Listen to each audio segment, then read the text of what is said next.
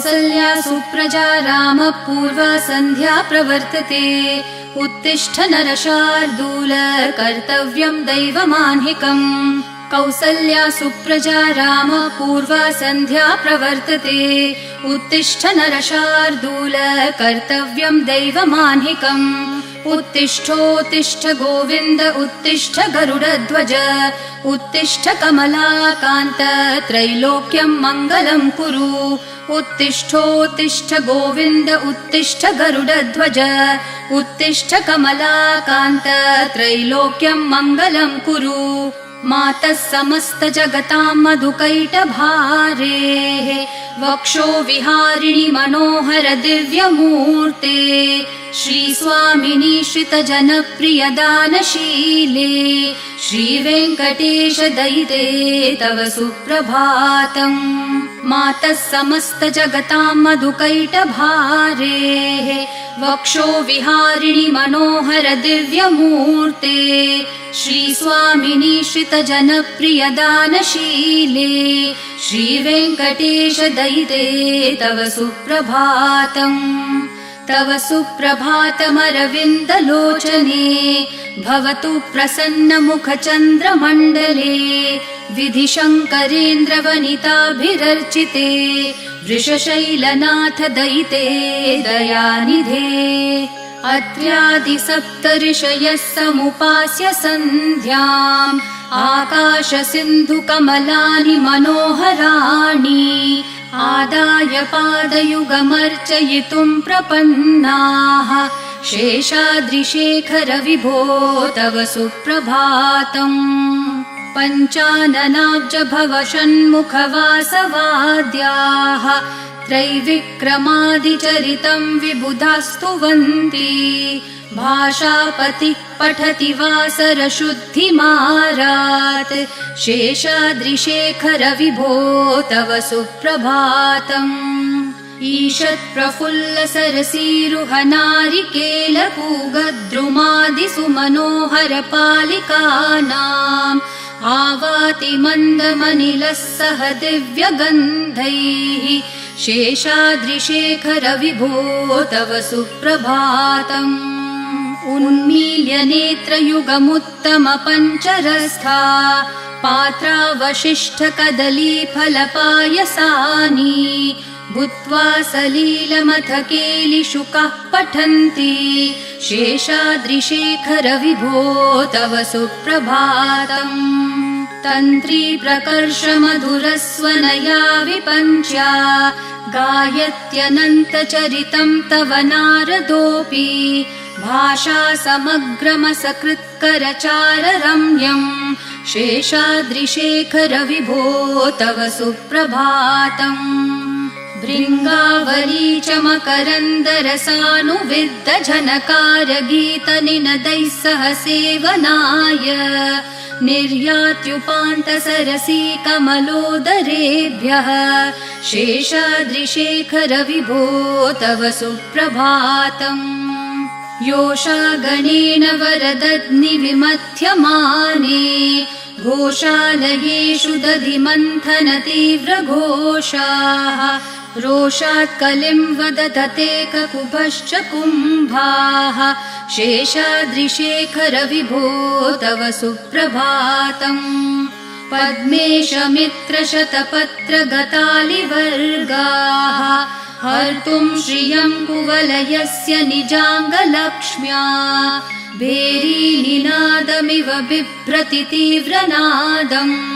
शेषाद्रिशेखर विभो तव सुप्रभातम् श्रीमन्नभीष्टवरदाखिललोकबन्धो श्री श्रीनिवास जगदैकदयैकसिन्धो श्रीदेवतागृहभुजान्तर दिव्यमूर्ते श्रीवेङ्कटाचलपते तव सुप्रभातम् श्रीमन्नभीष्टवरदाखिललोकबन्धो श्री श्रीनिवास जगदेकदयैकसिन्धो श्रीदेवतागृहभुजान्तर दिव्यमूर्ते श्रीवेङ्कटाचलपते तव सुप्रभातम् श्रीस्वामी पुष्करिणिकाप्लवनिर्मलाङ्गाः श्रेयोर्थिनो हरविरिञ्च सनन्दनाद्याः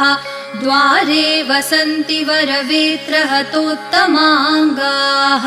श्रीवेङ्कटाचलपते तव सुप्रभातम् श्रीशेषशैलगरुडाचलवेङ्कटाद्रिनारायणाद्रिवृषभाद्रिवृषाद्रिमुख्याम् आख्यां त्वदीयवसतेरनिशं वदन्ति श्रीवेङ्कटाचलपते तव सुप्रभातम्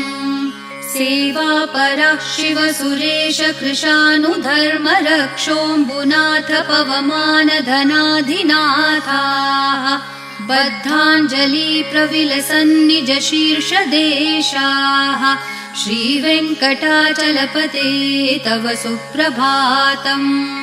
घाटेषु ते विहगराज मृगाधिराज नागाधिराज गजराज हयाधिराजाः स्वस्वाधिकारमहिमाधिकमर्थयन्ते श्रीवेङ्कटाचलपते तव सुप्रभातम् सूर्येन्दुभौमबुधवाक्पतिकाव्यसौरिस्वरभानुकेतुदिविषत्परिषत्प्रधानाः त्वद्दासदासचरमावधिदासदासाः श्रीवेङ्कटाचलपते तव सुप्रभातम् त्वत्पादधूलिभरितस्फुरितोत्तमाङ्गाः स्वर्गापवर्गनिरपेक्षनिजान्तरङ्गाः कल्पागमाकलनयाकुलतां लभन्ते श्रीवेङ्कटाचलपते तव सुप्रभातम् त्वद्गोपुराग्रशिखराणि निरीक्षमाणाः स्वर्गापवर्गपदवीं परमाश्रयन्तः मर्त्या मनुष्यभुवने मतिमाश्रयन्ते श्रीवेङ्कटाचलपते तव सुप्रभातम् श्रीभूमिनायकदयादिगुणामृताब्धे देवाधिदेव जगदेक शरण्यमूर्ते श्रीमन् अनन्त गरुडादिभिरर्चिताङ्घ्रे श्रीवेङ्कटाचलपते तव सुप्रभातम् श्रीपद्मनाभ पुरुषोत्तम वासुदेव वैकुण्ठमाधव जनार्दन चक्रपाणे श्रीवत्सचिह्न शरणागत पारिजात श्रीवेङ्कटाचलपते तव सुप्रभातम् कन्दर्पदर्पहर सुन्दर दिव्यमूर्ते कान्ताकुचाम्बुरुह कुड्मललोल दृष्टे कल्याण निर्मल गुणाकर दिव्यकीर्ते श्रीवेङ्कटाचलपते तव सुप्रभातम् मीनाकृते कमठकोल नृसिंहवर्णिन् स्वामिन् परश्वथ तपोधन रामचन्द्र शेषांश राम यदुनन्दन कल्किरूप श्रीवेङ्कटाचलपते तव सुप्रभातम् एलालवङ्गधनसार सुगन्धितीर्थम् दिव्यं वियत्सरिति हेम घटेषु पूर्णम् धृत्वाद्य वैदिकशिखामणयः प्रहृष्टा तिष्ठन्ति वेङ्कटपते तव सुप्रभातम् भास्वानुदेति विकचानि सरोरुहाणि सम्पूरयन्ति निनदैः ककुभो विहङ्गाः श्रीवैष्णवा सततमर्थितमङ्गलास्ते धामाश्रयन्ति तव वेङ्कट सुप्रभातम् ब्रह्मादयः सुरवराः समहर्षयस्ते सन्तः सनन्दन मुखास्तवथ योगिवर्याः धामान्तिके तव हि मङ्गलवस्तु हस्ताः श्रीवेङ्कटाचलपते तव सुप्रभातम् लक्ष्मीनिवास निरवद्य गुणैकसिन्धो संसार सागर समुत्तरणैकसेतो वेदान्तवेद्य निजवैभव भक्तभोग्य श्रीवेङ्कटाचलपते तव सुप्रभातम्। लक्ष्मीनिवास निरवध्य गुणैकसिन्धो संसारसागर समुत्तरणैकसेतो वेदान्तवेद्य निजवैभव भक्तभोग्य श्रीवेङ्कटाचलपते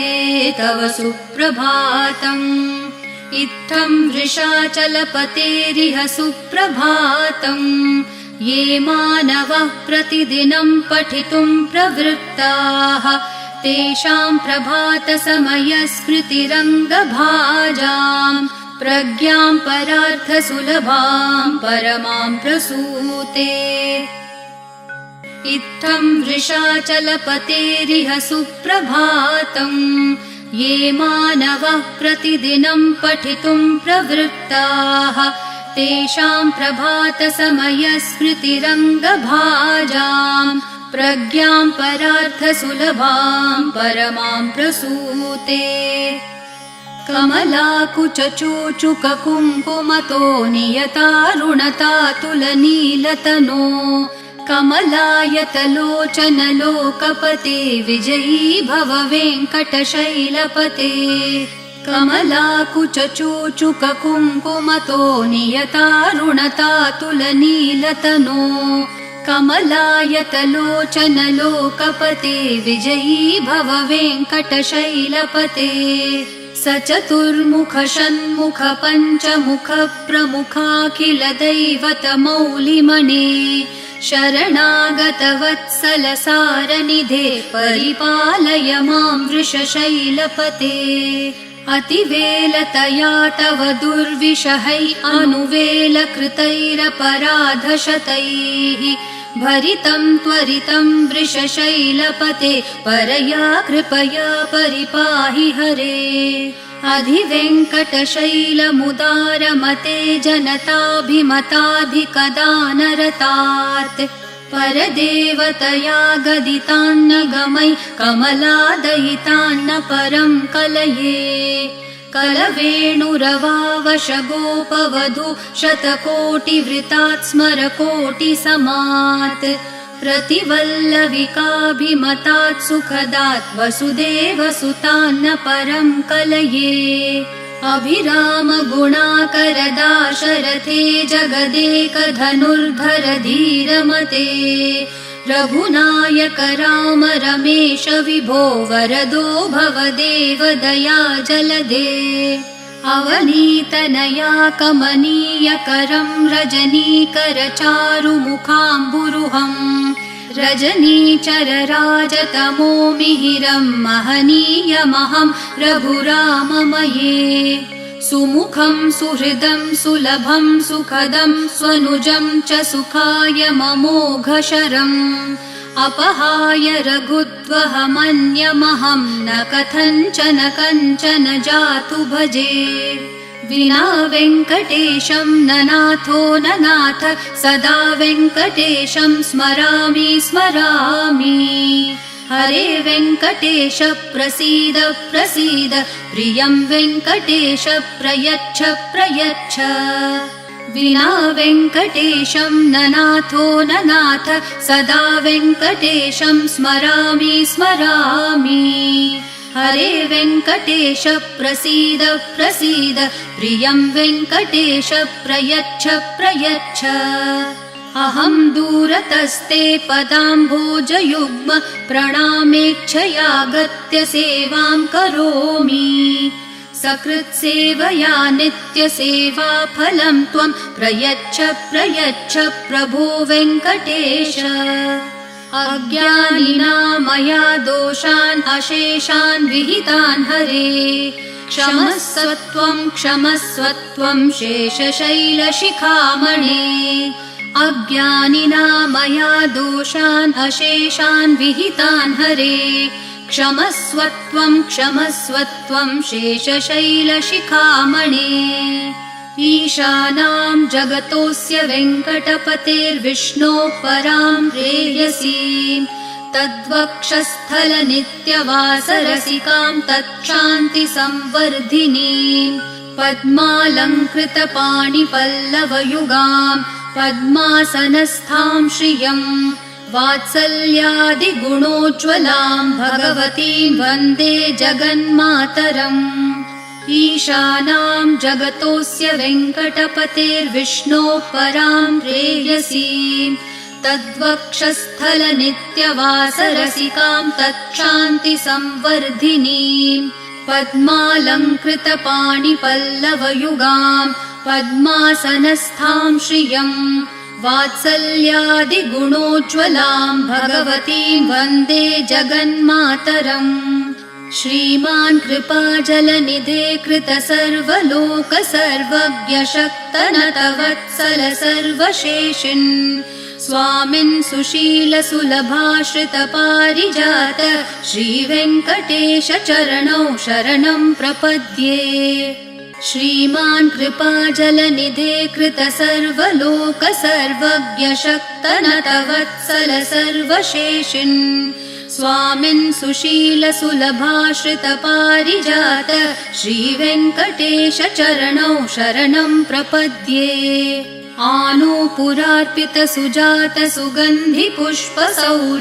आनूपुरार्पितसुजातसुगन्धिपुष्पसौरभ्यसौरभकरौ समसन्निवेशौ सौम्यौ सदानुभवनेऽपि नवानुभाव्यौ श्रीवेङ्कटेश चरणौ शरणं प्रपद्ये सद्यो विकासि समुदित्वरसान्द्ररागः सौरभ्यनिर्भर सरोरुह साम्यवार्ताम् सम्यक्षु साहसपदेषु विलेखयन्तौ श्रीवेङ्कटेश चरणौ शरणं प्रपद्ये रेखामयध्वज सुधाकलशातपत्रवज्राङ्कुशाम्बुरुहकल्पकशङ्खचक्रैः भव्यैरलङ्कृततलौ परतत्त्वचिह्नैः श्रीवेङ्कटेश चरणौ शरणं प्रपद्ये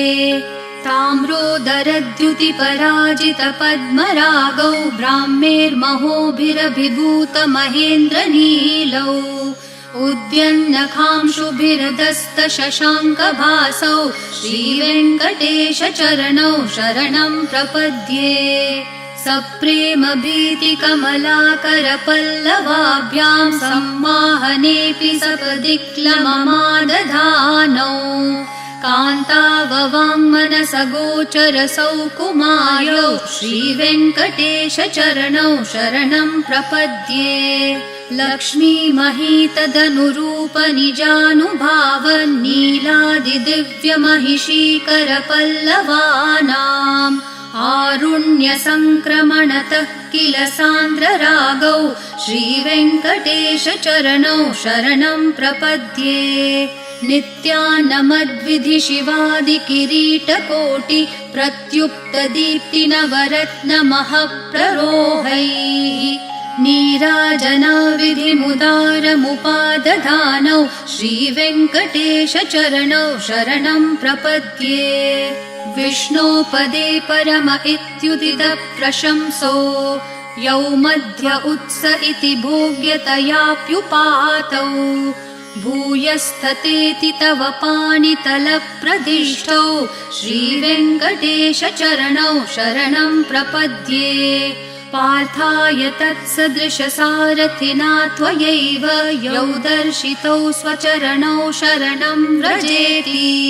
भूयोऽपि मह्यमिह तौ करदर्शितौ ते श्रीवेङ्कटेश चरणौ शरणं प्रपद्ये मन्मूर्धिकालियफने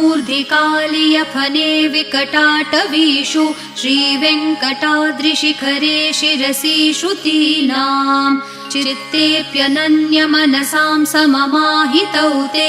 श्रीवेङ्कटेश चरणौ शरणं प्रपद्ये आम्लानहृष्यदवनीतलकीर्णपुष्पौ श्रीवेङ्कटाद्रिशिखराभरणायमानौ आनन्दिताखिलमनोनयनौ तवेतौ श्रीवेङ्कटेश चरणौ शरणं प्रपद्ये प्रायप्रपन्नजनता प्रथमावगाह्यो मातुस्तनाविविशिशोरमृतायमानौ प्राप्तौ परस्परतुलामतुलान्तरौ ते श्रीवेङ्कटेशचरणौ शरणं प्रपद्ये सत्वोत्तरैः सततसेव्यपदाम्बुजेन संसारतारकदशार्द्रदृगञ्चलेन सौम्योपयन्तृमुनिना मम दर्शितौ ते श्रीवेङ्कटेशचरणौ शरणं प्रपद्ये सत्वोत्तरैः सततसेव्यपदाम्बुजेन संसारतारकदशार्द्रदृगञ्चलेन सौम्योपयन्तृमुनिना मम दर्शितौ ते श्रीवेङ्कटेशचरणौ शरणं प्रपद्ये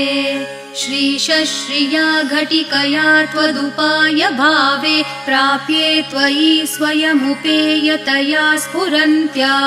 नित्याश्रिताय निरवद्य गुणाय तुभ्यं स्यां किङ्करो वृषगिरीश न जातु मह्यम् श्रीशश्रिया घटिकया त्वदुपाय भावे प्राप्ये त्वयि स्वयमुपेयतया स्फुरन्त्या नित्याश्रिताय निरवद्य गुणाय तुभ्यं स्यां किङ्करो वृषगिरीश न जातु मह्यम् श्रियः कान्ताय कल्याणनिधये निधयेऽर्थिनां श्रीवेङ्कटनिवासाय श्रीनिवासाय मङ्गलम् श्रियः कान्ताय कल्याणनिधये निधयेऽर्थिनां श्रीवेङ्कटनिवासाय श्रीनिवासाय मङ्गलम् लक्ष्मी सविभ्रमालोकसुप्रविभ्रमचक्षुषे चक्षुषे सर्वलोकानां वेङ्कटेशाय मङ्गलम् श्रीवेङ्कटाद्रिशृङ्गाग्रमङ्गलाभरणाङ्ग्रये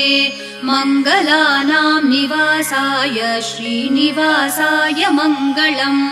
सर्वावयवसौन्दर्यसम्पदा सर्वचेतसां सदा सम्मोहनायास्तु वेङ्कटेशाय मङ्गलम् नित्याय निरवध्याय सत्यानन्दचिदात्मने सर्वान्तरात्मने श्रीमद्वेङ्कटेशाय मङ्गलम् स्वतः सर्वविदे सर्वशक्तये सर्वशेषिणे सुलभाय सुशीलाय वेङ्कटेशाय मङ्गलम् परस्मै ब्रह्मणे पूर्णकामाय परमात्मने प्रयुञ्जे परतत्त्वाय वेङ्कटेशाय मङ्गलम् आकालतत्त्वमशान्तम् आत्मनामनुपश्यताम् अतृप्तामृतरूपाय वेङ्कटेशाय मङ्गलम् प्रायस्वचरणौ पुंसां शरण्यत्वेन पाणिना कृपया दिशते श्रीमद्वेङ्कटेशाय मङ्गलम् दयामृत्तरङ्गिन्यास्तरङ्गैरिव शीतलैः अपाङ्गैः सिञ्चते विश्वं वेङ्कटेशाय मङ्गलम् सद्भूषाम्बरहेतिनां सुषमावहमूर्तये सर्वार्तिशमनायास्तु वेङ्कटेशाय मङ्गलम् श्रीवैकुण्ठविरक्ताय स्वामि पुष्करिणीतटे रमया रममाणाय वेङ्कटेशाय मङ्गलम् श्रीवैकुण्ठविरक्ताय स्वामि पुष्करिणीतटे रमया रममाणाय वेङ्कटेशाय मङ्गलम् श्रीमत्सुन्दरजामातृमुनिमानसवासिने सर्वलोकनिवासाय श्रीनिवासाय मङ्गलम् मङ्गलाशासनपरैर्मदाचार्य पुरोगमैः सर्वैश्च पूर्वैराचार्यैः सत्कृतायास्तु मङ्गलम्।